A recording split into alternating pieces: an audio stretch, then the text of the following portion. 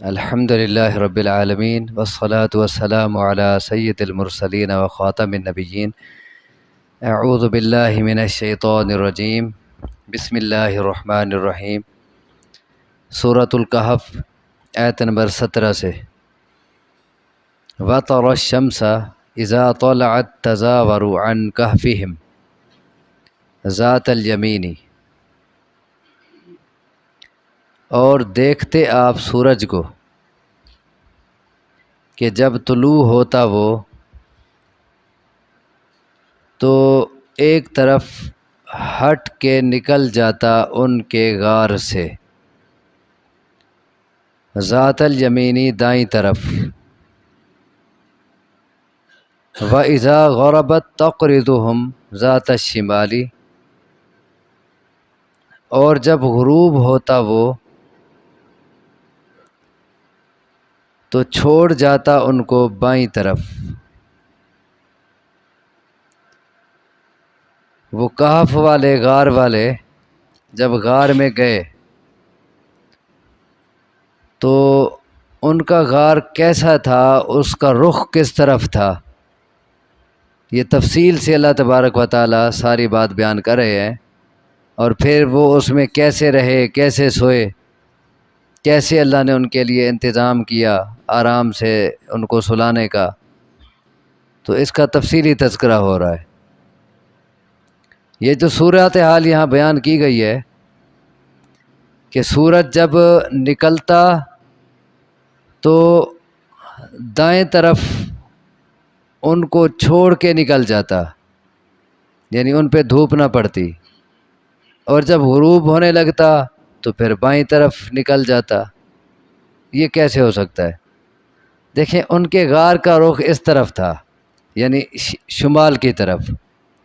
اب اگر دیکھیں غار کا رخ مشرق کی طرف ہو تو سورج جب نکلے گا ان پہ نکلتے سورج کی دھوپ پڑے گی۔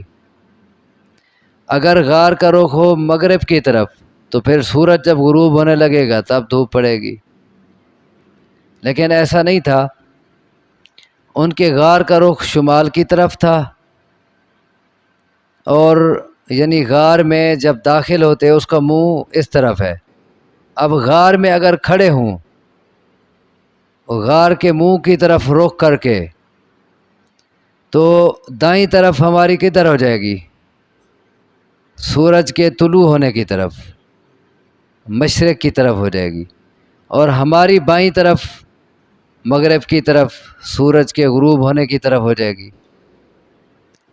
تو وہی کہا کہ جب سورج نکلتا تو دائیں طرف ہوتا اور ان کو چھوڑ کے نکل جاتا، کیونکہ رخ ادھر ہے، نہ نکلتے سورج کی دھوپ ان پہ پڑتی نہ غروب ہوتے سورج کی، اور جب غروب ہونے لگتا تو بائیں طرف ہوتی۔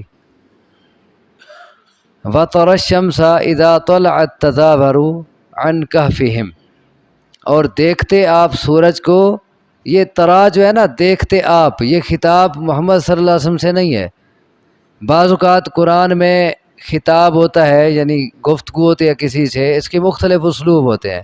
کبھی تو خود آپ سے صرف خطاب ہوتا ہے، رسول اللہ صلی اللہ علیہ وسلم سے۔ کبھی ہوتا ہے خطاب عام، یعنی ہر مخاطب سے خطاب ہوتا ہے، یا ہر مخاطب سے بات ہے۔ کوئی بھی جا کے اگر وہاں ہوتا دیکھتا تو اس کے سامنے یہ منظر ہوتا، یہ مراد ہے۔ اور دیکھتے آپ سورج کو کہ جب طلوع ہوتا وہ تو ایک طرف ہٹ کے نکل جاتا ان کے غار سے دائیں طرف، اور جب غروب ہوتا تو چھوڑ جاتا ان کو بائیں طرف۔ وَهُمْ فِي فَجْوَةٍ مِّنْهُ، اور وہ اس غار کی کشادہ جگہ میں تھے، یعنی وہ غار کوئی تنگ نہیں تھی کہ اس میں گھٹن ہو، تنگ اور کھلی غار تھی، اور وہ اس میں مزے سے، جیسے کوئی کمرہ ہو نا، مزے سے کوئی سویا ہو، وہ غار کی کشادہ جگہ میں تھے۔ ذَلِكَ مِنْ آیَاتِ اللَّهِ، یہ بھی اللہ کی نشانیوں میں سے ہے، اللہ کی قدرت کی نشانیاں اس میں، کہ دیکھیں اللہ تبارک و تعالیٰ نے کیسے ان کی رہنمائی کی اس غار کی طرف، کہ انہوں نے اپنے ایمان کو بچانا تھا، اور اپنے ایمان کو، اپنی توحید کو بچانے کے لیے انہوں نے اپنا وطن چھوڑا، اپنا گھر بار چھوڑا، تو اللہ تبارک و تعالیٰ نے ہی ان کو اس غار کا راستہ دکھایا کہ تم وہاں جا کے رہو۔ اور پھر وہ غار کیسے تھا کہ 300 سال وہ اس میں رہے، لیکن دھوپ کی بڑی تیز کرنوں سے وہ محفوظ رہے۔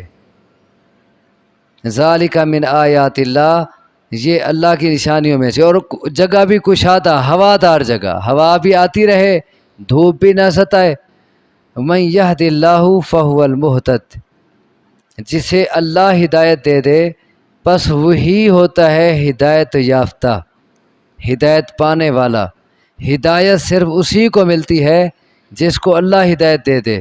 ومن یضلل، اور جسے وہ گمراہ کر دے، فلن تجد لہ ولیا مرشدا، بس ہرگز نہیں پائیں گے آپ اس کے لیے کوئی ایسا دوست مرشدہ جو اس کا مرشد بنے۔ مرشد کسے کہتے ہیں؟ رہنمائی کرنے والا، جو اس کی رہنمائی کرے، جو اسے صحیح راستہ دکھا سکے۔ جسے اللہ گمراہ کر دے تو پھر آپ کو اس کا کوئی ایسا دوست، ایسا حمایتی نہیں ملے گا جو اس کو صحیح راستے پر لگائے، وہ پھر گمراہ ہی ہوتا چلا جائے گا۔ اب دیکھ لیں، اب پوری قوم ہے، پوری برادری ہے اور بادشاہ ہے، اب ان میں سے ان نوجوانوں کو اللہ تبارک و تعالیٰ نے ہدایت کی توفیق دی، یہ ہدایت پہ آ گئے، اور جو بادشاہ تھا اور جو باقی قوم کے لوگ تھے ان کو ہدایت نہیں ملی تو وہ گمراہ رہے۔ تو یہ ہدایت دینے کا اختیار اللہ تبارک و تعالیٰ نے صرف اپنے پاس رکھا ہے۔ اللہ نے یہ اختیار اپنے نبیوں تک کو بھی نہیں دیا۔ آپ وہ کئی بار آیت سن چکے ہیں، انک لا تہدی من احببت ولکن اللہ یہدی من یشاء۔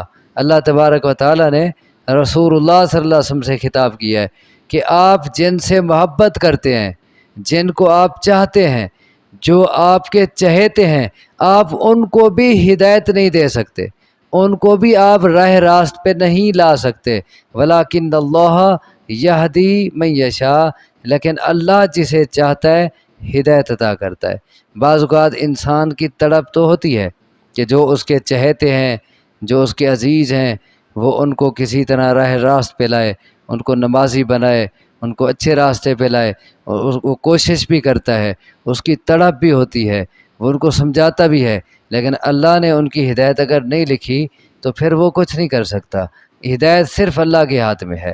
رسول اللہ صلی اللہ علیہ وسلم تمام تر کوشش کے باوجود اپنے چچا کو ہدایت پہ نہ لا سکے، تو فرمایا من یہد اللہ فہو المہتد، جسے اللہ ہدایت دے دے وہی ہے ہدایت پانے والا، اور جسے وہ گمراہ کر دے آپ ہرگز نہیں پائیں گے اس کے لیے ایسا دوست جو اس کی رہنمائی کرے۔ وَتَحْسَبُهُمْ أَيْقَاظًا وَهُمْ رُقُودٌ، اور آپ سمجھتے انہیں جاگتا ہوا حالانکہ وہ سوئے ہوئے تھے۔ ان کو اگر آپ دیکھتے آپ کو یوں لگتا ہے یہ جاگ رہے ہیں، حالانکہ وہ سوئے ہوئے تھے۔ وہ کیسے ہو سکتا ہے؟ یہ اس سے اگلا حصہ تھوڑا پڑھ لیں پھر میں وضاحت کرتا ہوں۔ وَنُقَلِّبُهُمْ ذَاتَ الْيَمِينِ وَذَاتَ الشِّمَالِ، اور ہم ان کی کروٹیں بدلتے رہتے تھے، دائیں طرف اور بائیں طرف۔ وَنُقَلِّبُهُمْ، قلب کہتے ہیں پھیرنے کو، ہم ان کو پھیرتے رہتے تھے، یعنی ان کی کروٹیں بدلتے رہتے تھے، ذات الیمین دائیں طرف، و ذات الشمال اور بائیں طرف۔ دیکھیں انہیں کافی عرصہ وہاں رہنا تھا، لمبی نیند تھی ان کی، 300 سال، 309 سال کی نیند، ایک ہی جگہ انہیں پڑا رہنا ہے۔ اب اگر وہ کروٹیں نہ بدلتے، وہ ایک ہی جگہ رہتے تو زمین ان کو کھا جاتی، ان کے جسموں کو۔ دیکھیں بعض اوقات آپ نے دیکھا ہوگا یا سنا ہوگا کہ جو بہت زیادہ بوڑھے ہو جاتے ہیں یا انتہائی علیل اور بیمار ہو جاتے ہیں اور صاحب فراش ہو جاتے ہیں کہ بستر سے وہ اٹھ نہیں سکتے، وہ وہیں پڑے رہتے ہیں، تو ان کی کروٹیں بدلتے رہتے ہیں اوپر والے، کبھی ادھر ان کو پھیرا کبھی ادھر، اور اگر کروٹیں بدلنے والے کوئی نہ ہوں تو بعض اوقات ایک ہی جگہ پڑے پڑے وہ ان کو جسم پہ زخم پڑ جاتے ہیں، ایک ہی جگہ پڑے پڑے اگر ان کی کروٹیں نہ تبدیل کی جائیں جسم پہ زخم پڑ جاتے ہیں۔ دیکھیں یہ تو بستر ہے، اور یہ تو تھوڑے عرصے کی بات ہے کہ جسم پہ زخم پڑ جاتے ہیں، اور وہ بستر نہیں، مٹی پہ زمین پہ سوئے ہیں، زمین تو اور زیادہ کھا جاتی ہے، اور پھر وہ کوئی تھوڑا عرصہ نہیں، کوئی چند مہینوں اور سالوں کی بات نہیں ہے، وہ 300 سال ہیں، 3 صدیاں ہیں۔ تو اگر وہ ایک ہی جگہ ساکت پڑے رہتے زمین ان کو کھا جاتی۔ تو اسی لیے اللہ تبارک و تعالیٰ فرماتے ہیں کہ ہم دائیں بائیں ان کی کروٹیں بدلتے رہے، تو رہے نیند میں، وہ انہیں کوئی پتہ نہیں ہے، لیکن ان کے جسم کو بچانے کے لیے ان کی کروٹیں اللہ بدلتا رہا۔ اچھا، اب پیچھے آیا ہے کہ اگر آپ ان کو دیکھتے تو آپ کو یوں محسوس ہوتا کہ وہ جاگ رہے ہیں حالانکہ وہ نیند میں تھے، یہ کیسے ہو سکتا ہے؟ اس بارے میں کئی اقوال ہیں، کیونکہ حدیث میں تو کوئی وضاحت نہیں آئی اصحاب کہف کے واقعے کے متعلق، بس جو قرآن میں آ گیا ہے اس سے مزید حدیث میں کوئی وضاحتیں نہیں آئی۔ اب اس کی علماء نے مختلف تشریحیں کی ہیں، 3 قول ہیں اس بارے میں کہ وہ کیسے جاگتے ہوئے محسوس ہوتے تھے اور تھے سوئے ہوئے۔ بعض تو کہتے ہیں کہ ان کی آنکھیں کھلی ہوئی تھیں، یعنی تھے نیند میں، آنکھیں کھلی ہوئی تھیں، اور اللہ ایسا چاہے تو کر سکتا ہے۔ آپ دیکھتے ہوں کہ بعض اوقات بچے سوتے ہیں تو ان کی آنکھیں کھلی ہوتی ہیں لیکن وہ گہری نیند میں ہوتے ہیں، تو اگر اللہ چاہے تو یہ کیفیت اللہ بنا سکتا ہے کہ آنکھیں کھلی ہوں، کوئی دیکھے تو اسے محسوس ہو کے جاگ رہے ہیں حالانکہ وہ سوئے ہوئے تھے، ایک قول۔ دوسرا قول یہ ہے کہ بہت زیادہ کروٹیں بدلتے تھے، بہت زیادہ کروٹیں بدلنے کی وجہ سے اوپر اگر کوئی جا کے دیکھے وہ سمجھے گا جاگ رہے ہیں حالانکہ تھے نیند میں۔ اگر آپ کسی کو دیکھیں نا کہ وہ سویا ہوا ہے لیکن بار بار کبھی ادھر کروٹیں بدلتا ہے کبھی ادھر، آپ سوچیں گے کہ یہ لیٹا ہوا تو ہے لیکن جاگ رہا ہے، تو یہی کیفیت ہو سکتی ہے، وہ بہت زیادہ کروٹیں بدلتے ہوں۔ 2 قول۔ تیسرا قول کہتے ہیں کہ جب وہ گئے نا غار میں تو کچھ تو جاتے ہی سو گئے، کچھ عبادت میں لگ گئے، بھی تھوڑی دیر عبادت کر لیں۔ اب ظاہر ہے جو عبادت کر رہے ہیں کوئی قیام میں ہے، کوئی رکوع میں ہے، کوئی سجدے میں ہے، کوئی قومہ میں ہے، کوئی جلسے میں ہے، نماز کی جو مختلف کیفیات ہوتی ہیں، اسی حالت میں ان کو نیند آ گئی۔ اب کوئی قیام میں ہے تو وہیں نیند میں کھڑا ہے، کوئی رکوع میں ہے تو وہیں نیند میں، کوئی سجدے میں ہے تو وہیں نیند میں، جس کیفیت میں ہے وہیں نیند میں ہے، اور کچھ لیٹے ہوئے ہیں۔ تو اب جو اس کیفیت میں ہے اگر کوئی جا کے دیکھے تو اسے تو واضح طور پر یہی لگے گا یہ جاگ رہے ہیں، نمازیں پڑھ رہے ہیں، لیکن تھے وہ نیند میں۔ اب کوئی اس پہ سوال اٹھا سکتا ہے کہ اتنا طویل نیند 300 سال کی، اور کوئی سجدے میں یا رکوع میں کھڑا رہے یا کیا میں، یہ تو تھک جائے گا پھر۔ تو تھکنے کی تو یہاں بات ہی نہیں ہے، اگر بات تھکنے کی ہوتی پھر لیٹے لیٹے تو آدمی چند گھنٹے زیادہ سو لے تو وہ تو لیٹے لیٹے بھی تھک جاتا ہے۔ تو یہ تو ان کا سارا کام یہ کرامت تھا، یہ ان کی کرامت تھی، اور کرامت جو ہوتی ہے نا وہ عام دستور کے خلاف ہوتی ہے۔ عام دستور یہی ہے کہ آدمی ایک ہی کیفیت میں زیادہ دیر رہے تو وہ تھک جاتا ہے، لیکن جو کرامت ہوتی ہے اس کا معاملہ عام دستور سے، عام اصول و ضوابط سے ہٹ کے ہوتا ہے، وہاں تھکنے کی بات ہی نہیں ہے۔ ورنہ تو پھر یہ سوال بھی ہوگا کہ پھر اتنا عرصہ وہ بھوکے پیاسے کیسے رہے؟ آدمی بھوکا پیاسا اتنا عرصہ تو نہیں رہ سکتا چاہے نیند میں کیوں نہ ہو، پھر یہ سوال بھی ہوگا، حالانکہ وہ بھوکے پیاسے بھی رہے ہیں۔ تو اسی لیے یہ قول بھی درست ہو سکتا ہے۔ بہرحال جو کیفیت بھی تھی، جا کے کوئی دیکھے اسے یوں لگتا کہ وہ جاگ رہے ہیں حالانکہ وہ سوئے ہوئے تھے۔ وَتَحْسَبُهُمْ أَيْقَاظًا وَهُمْ رُقُودٌ، اور آپ سمجھتے انہیں جاگتا ہوا حالانکہ وہ سوئے ہوئے تھے، اور ہم ان کی کروٹیں بدلتے رہتے تھے دائیں طرف اور بائیں طرف۔ وَقَلْبُهُمْ بَاسِطٌ ذِرَاعَيْهِ بِالْوَصِيدِ، اور ان کا کتا پھیلائے ہوئے تھا اپنے بازو غار کے منہ پر۔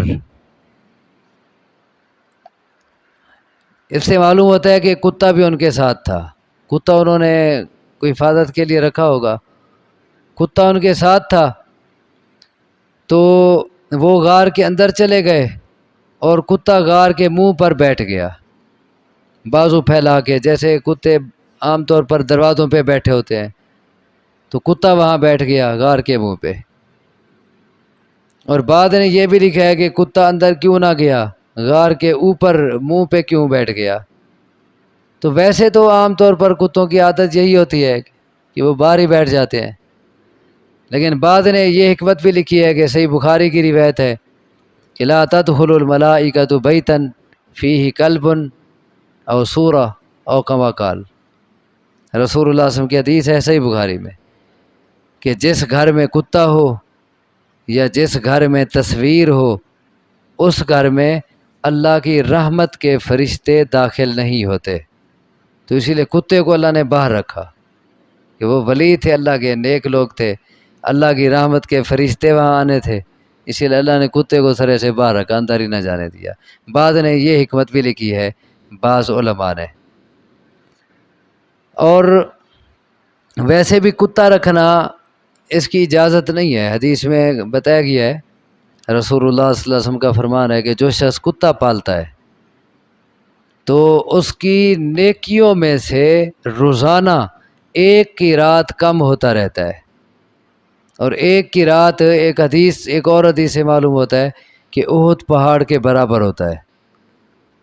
تو اب روزانہ کے حساب سے نیکیوں میں اتنا کمی آتی رہے کہ ایک کی رات ایک پہاڑ جتنا نیکیاں کم ہوتی رہیں، کٹوتی ہوتی رہے، تو کیا نیکیاں بچیں گی اس کی۔ تو کتا فضول پالنے سے روکا گیا ہے۔ ہاں کچھ ضروریات کے لیے کتا رکھنے کی اجازت دی گئی ہے، مثلا حدیث میں جو وضاحت آتی ہے، آپ کھیت کی حفاظت کے لیے کتا رکھتے ہیں، ایک نمبر دو، آپ کے مویشی ہیں، آپ ان کی رکھوالی کے لیے کتا پالتے ہیں، اجازت ہے۔ نمبر تین، آپ شکار کے لیے کتا رکھتے ہیں، شکاری کتا، کہ اس کتے کے ذریعے آپ مختلف جانوروں کا شکار کرتے ہیں، تو ان تین کتوں کی اجازت ہے۔ اس کے علاوہ ویسے شوقیہ طور پہ کتا رکھنا یا ویسے کوئی ہمدردی کے طور پر کتا رکھنا یا جو مقصد بھی ہو اس سے ہٹ کے، تو وہ روزانہ نیکیوں کے حساب نیکیوں سے ایک کی رات کی کمی ہوتی رہے گی۔ وَقَلْبُهُمْ بَاسِطٌ ذِرَاعَيْهِ بِالْوَصِيدِ، اور ان کا کتا پھیلائے ہوئے تھا اپنے بازو غار کے منہ پر۔ لَوِ اطَّلَعْتَ عَلَيْهِمْ، اگر آپ جھانکتے ان پر، اگر اتھا وائندے جھاتی پوہا سرے کیے جاتے ہیں، لَوِ اطَّلَعْتَ عَلَيْهِمْ، اگر آپ جھانکتے ان پر، لَوَلَّيْتَ مِنْهُمْ فِرَارًا، تو ضرور پیٹھ پھیرتے آپ ان سے بھاگتے ہوئے، وَلَمُلِئْتَ مِنْهُمْ رُعْبًا، اور ضرور بھر جاتے آپ ان کے خوف سے، ان کے رعب، ان کی دہشت سے، ان کے رعب سے آپ بھر جاتے۔ یعنی اگر آپ ان کے اوپر سے غار کے اوپر سے جا کے ان کو جھانکتے تو آپ پر ان کی اتنا دہشت پیدا ہوتی آپ کے اندر کہ آپ وہاں سے بھاگ کھڑے ہوتے۔ اللہ تبارک و تعالیٰ نے ایسی کیفیت رکھی کہ ایک تو الگ تھلگ پتہ نہیں کہاں غار ہے، اور پھر وہاں کچھ بندے لیٹے ہوئے، اور پھر غار کے منہ پہ کتا بیٹھا ہے۔ وہ ایسا کوئی منظر پیش کر رہا تھا، دہشت ناک منظر، کہ اگر کوئی وہاں جاتا تو وہاں ٹھہر نہ سکتا، وہ ڈر کے مارے بھاگ جاتا ہے وہاں۔ یہ انتظام اللہ تبارک و تعالیٰ نے کیوں کیا کہ کہیں ایسا نہ ہو کہ لوگ ڈھونڈتے ڈھونڈتے وہاں پہنچ جائیں اور وہاں پھر لوگوں کا ہجوم ہو جائے، یا کوئی شور شرابہ ہو، یا لوگ اندر جائیں ان کو ڈسٹرب کریں، ان کی نیند خراب کریں۔ تو اللہ تبارک و تعالیٰ نے ان کو آرام اور سکون سے سلانے کے لیے، طویل عرصے کے لیے آرام سکون سے سلانے کے لیے اللہ نے یہ خود سارا انتظام کر دیا۔ اللہ جو چاہے کر سکتے ہیں۔ انہوں نے دعا مانگی تھی نا کہ اللہ ہم تیری خاطر، تیری توحید کی خاطر، تجھ پر ایمان لانے کی خاطر، اپنے دین کو بچانے کی خاطر ہم سب کچھ چھوڑ کے جا رہے ہیں، تو ہمیں کیا عطا کر؟ ہمیں اپنی رحمت عطا کر، اور ہمارے معاملات میں آسانی عطا کر، اور ہمارے معاملات درست کر دے۔ تو اللہ تبارک و تعالیٰ نے پھر کیسے انتظام کیا ان کے لیے، ان کے سلانے کا بھی کیسا زبردست انتظام کیا کہ اتنا طویل عرصہ انہیں سونا ہے اور کوئی انہیں ڈسٹرب کرنے والا نہیں ہے، کوئی ان کے آرام اور سکون میں خلل ڈالنے والا نہیں ہے، ایسا انتظام اللہ نے کر دیا۔ اللہ تبارک و تعالیٰ سے دعا ہے مجھے آپ کو سمجھنے کی، عمل کی توفیق عطا فرمائے۔ اقول قولی ھذا واستغفر اللہ لی ولکم، وآخر دعوانا ان الحمد للہ رب العالمین۔